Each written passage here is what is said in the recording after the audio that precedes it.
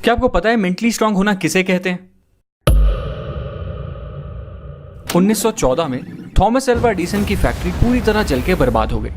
आग इतनी बुरी तरह लगी थी कि कुछ भी नहीं बचा। उन्हें 23 मिलियन यूएस डॉलर्स का नुकसान हुआ था और एक प्रोटोटाइप जिस पर वो सालों से काम कर रहे थे वो भी जलकर बर्बाद हो गया। इस पूरी सिचुएशन को जानने के बाद थॉमस एल्वा एडिसन ने जिस तरीके से रिएक्ट किया उसे कहते हैं मेंटल टफनेस। पता है उन्होंने क्या कहा? उन्होंने कहा, थैंक गॉड अभी तक मैं जितनी भी मिस्टेक्स कर रहा था वो सारी जलकर खत्म हो गई हैं। अच्छा है, अब मैं एक फ्रेश शुरुआत कर पाऊंगा। एक मेंटली टफ इंसान की ये बहुत बड़ी क्वालिटी होती है कि वो बुरे से बुरे वक्त में भी अपने आप को संभालना जानता है और एक पॉजिटिव अप्रोच रखता है। पर फैक्ट तो यह है कि शुरुआत से ही कोई भी मेंटली स्ट्रांग नहीं होता। जैसे अच्छी डाइट और रेगुलर एक्सरसाइज आपको फिजिकली स्ट्रांग बना देती है, वैसे ही कुछ हैबिट्स होती हैं जो एक मेंटली वीक इंसान को भी मेंटली स्ट्रांग बना देती हैं। और आज इस वीडियो में हम मेंटली स्ट्रांग लोगों की कुछ हैबिट्स के बारे में बात करने वाले हैं। So let's start. पहली हैबिट है एम्ब्रेसिंग चेंज। ईगल इकलौता ऐसा पक्षी होता है जो 70 साल की उम्र तक जिंदा रह सकता है। पर इस उम्र तक जिंदा रहने के लिए हर ईगल को एक बहुत मुश्किल डिसीजन लेना पड़ता है, क्योंकि 40 साल तक जिंदा रहने के बाद एक ईगल के पंजे इस लायक नहीं रहते कि वो उन पंजों से कोई शिकार आसानी से कर पाए। उसके पंजे कमजोर हो जाते हैं और इतने लचीले भी नहीं रहते। और तो और उसकी तीखी और लंबी चोंच भी काफी मुड़ जाती है और उसके पंख इतने मोटे हो जाते हैं कि उड़ान भरना भी मुश्किल हो जाता है। और 40 साल की उम्र में यही वो टाइम होता है जब एक ईगल के पास सिर्फ 2 ही ऑप्शंस होते हैं। पहला, या तो वो इसी तरह मर जाए, दूसरा कि वो एक बहुत ही पेनफुल से चेंज के प्रोसेस को एक्सेप्ट कर ले।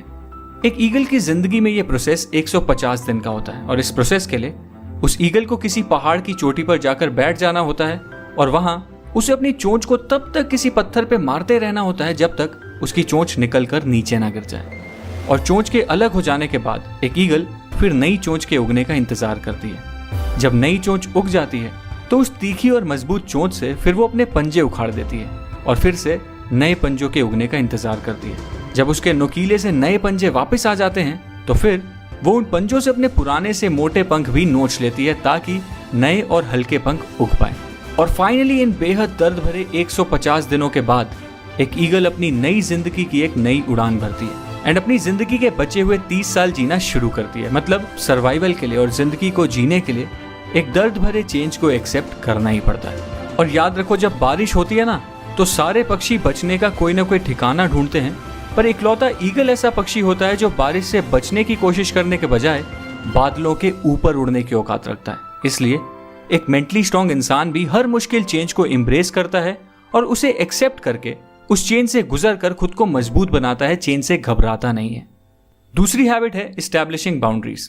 याद करो लास्ट टाइम ऐसा कब हुआ था जब आपको कोई ऐसा काम करना पड़ा हो जिसकी वजह से आपका पूरा शेड्यूल, आपका पूरा प्लान बर्बाद हो गया और बाद में आपको रिग्रेट हुआ कि काश तब आप उस काम को मना कर देते तो शायद आप अपने बाकी के इंपॉर्टेंट काम अच्छी तरह कंप्लीट कर पाते।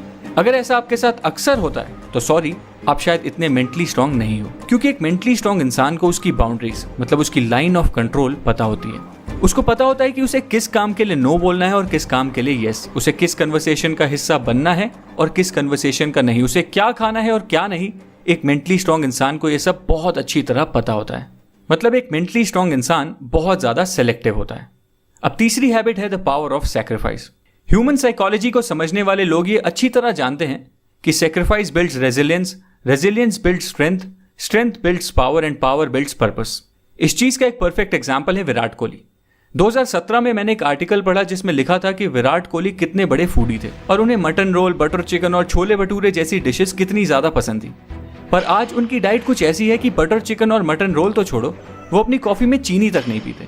डिसिप्लिन और सैक्रिफाइस उनकी लाइफ का एक मेजर एलिमेंट है। एंड दोस्तों, कोई भी पर्पस बिना सैक्रिफाइस के पूरा किया ही नहीं जा सकता, चाहे वो सैक्रिफाइस बुरी एडिक्शंस का हो, जंक फूड का हो या सोशल लाइफ का।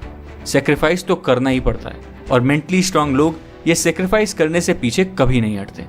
चौथी हैबिट है एम्ब्रेसिंग फेलियर एंड मिस्टेक्स। अगर आपको लगता है कि इलॉन मस्क ऐसे आदमी हैं जो अपना हर प्लान सक्सेस को दिमाग में रखकर बनाते हैं, तो शायद आप गलत हो, क्योंकि स्पेसएक्स के प्लान्स के रिगार्डिंग उन्होंने एक इंटरव्यू दिया था और उस इंटरव्यू में उन्होंने कहा था that I want to be able to make sure that we have enough capital to survive at least 3 consecutive failures।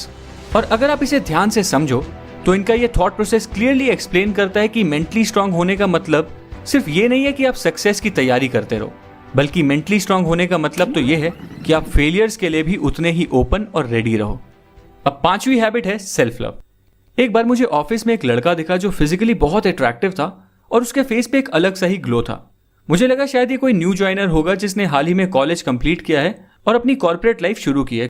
फिर एज यूजुअल मेरा दिन शुरू हुआ और शेड्यूल के अकॉर्डिंग मुझे एक मीटिंग में जाना था। उस मीटिंग में पहले से ही वो लड़का बैठा हुआ था और जब मैंने उसे मीटिंग रूम में दोबारा देखा तो मैं थोड़ा कंफ्यूज हो गया। बट फिर मेरे मैनेजर ने अनाउंसमेंट की और बताया कि इस मीटिंग के लिए हमने एक गेस्ट को इन्वाइट किया है जो हमें प्रोसेस रिलेटेड एडवाइस देने वाला है, और वो गेस्ट बिजनेस की एक यूनिट का डायरेक्टर है। और पता है ये डायरेक्टर कौन था? वही यंग दिखने वाला लड़का। एंड उसके बाद जब मेरी उस डायरेक्टर से बात हुई तो उसने बताया कि वो बिजनेस की एक बहुत ही क्रिटिकल यूनिट हैंडल कर रहा है और उसका शेड्यूल फुल पैक्ड रहता है, पर वो जब तक अपने दिन की शुरुआत में सबसे पहले अपनी फिजिकल हेल्थ और मेंटल हेल्थ पर काम नहीं कर लेता, वो अपने दिन के बाकी काम भी शुरू ही नहीं करता। For him his day starts with a practice of self love. And दोस्तों, वैसे सेल्फ लव प्रैक्टिस करने से आपकी सेल्फ एस्टीम और ओवरऑल मेंटल हेल्थ कई गुना इंप्रूव हो जाती है। इसलिए मेंटली स्ट्रांग बनने के लिए ये भी एक बहुत इंपॉर्टेंट हैबिट है। सो दोस्तों, ये थी कुछ 5 क्वालिटीज जो मेंटली स्ट्रांग लोगों में अक्सर देखी जाती हैं। और अगर आप भी मेंटली स्ट्रांग बनना चाहते हो तो आपको भी अपने माइंडसेट को कुछ ऐसा ही बनाना पड़ेगा। अगर आपको मेरी इस वीडियो का कंटेंट पसंद आया तो इस वीडियो को लाइक करना, मेरे चैनल को सब्सक्राइब करना और बेल आइकन दबाना फ्यूचर वीडियो अपडेट्स के लिए। Thank you.